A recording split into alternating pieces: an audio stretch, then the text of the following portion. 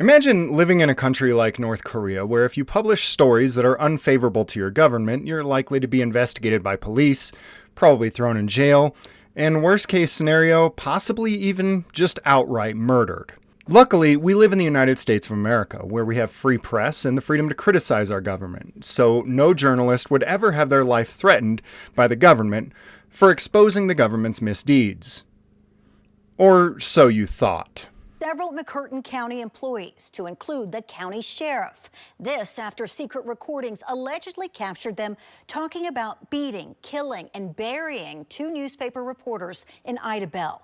Those conversations shared with News 9. The reporter telling our Deanne Stein he fears for his life.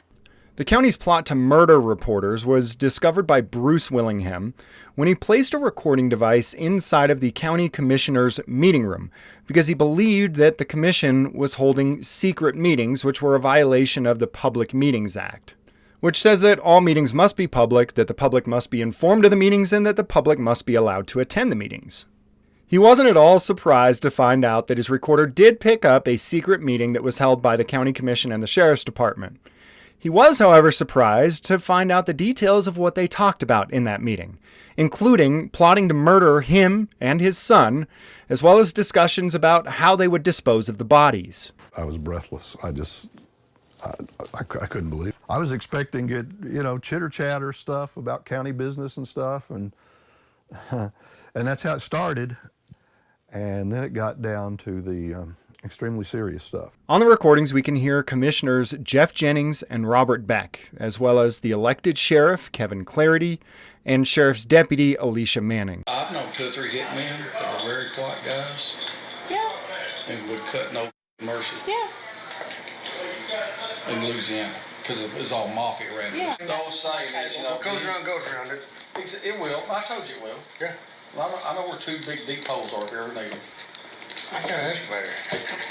And these are pre-dug. Bruce Willingham and his son don't know for sure why county officials want him murdered, but they're suspicious that it may be because of a story that they ran on the sheriff's department where Deputy Matt Casbaum tased a man to death while he was hogtied. We asked some questions about that. They refused to give us any records at all initially. We've now gotten everything we've asked for, but we had to file a lawsuit to get it. But plotting the deaths of news reporters wasn't the only thing that was talked about in this unofficial official meeting. They also talked about how they believed that black folks should be taken down to the nearby river and hung. Local officials, including mayors and the governor of Oklahoma, are calling for the resignation of all the public officials involved, and the FBI is investigating this as a criminal case. Residents of the area have been protesting outside of the commission hall ever since the audio was released, and tonight will be the first official county commission meeting since the audio was released. And to the general public, the comments made in this meeting may come as a surprise. But to those of us who have been pushing for government accountability and especially police accountability over the years, we've already been promised by police union Joe Gamaldi that they are coming for us in this chilling threat 4 years ago. But now I want to speak on behalf of the 5,200 brave men and women of the Houston Police Department and the other 800,000 police officers that are working these streets every single day, putting their lives on the line. We are sick and tired of having targets on our back. We are sick and tired of having dirtbags trying to take our lives when all we're trying to do is protect this community and protect our families. Enough is enough. And if you're the ones that are out there spreading the rhetoric that police officers are the enemy, well, just know we've all got your number now. We're going to be keeping track of all of y'all, and we're going to make sure that we hold you accountable every time you stir the pot on our police officers. We've had enough, folks. This comment from Joe Gamaldi came 4 years ago in Houston, Texas, after a botched raid on the wrong house. 5 officers ended up being shot in that raid, and Joe Gamaldi was trying to claim that the homeowners had shot the police.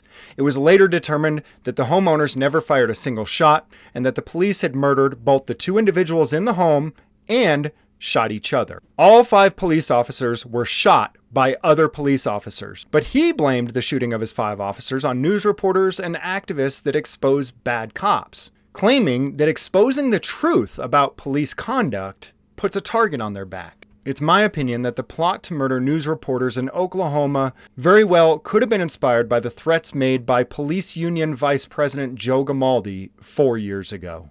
And if you're the ones that are out there spreading the rhetoric that police officers are the enemy, well, just know we've all got your number now. We're going to be keeping track of all of y'all, and we're going to make sure that we hold you accountable every time you stir the pot on our police officers.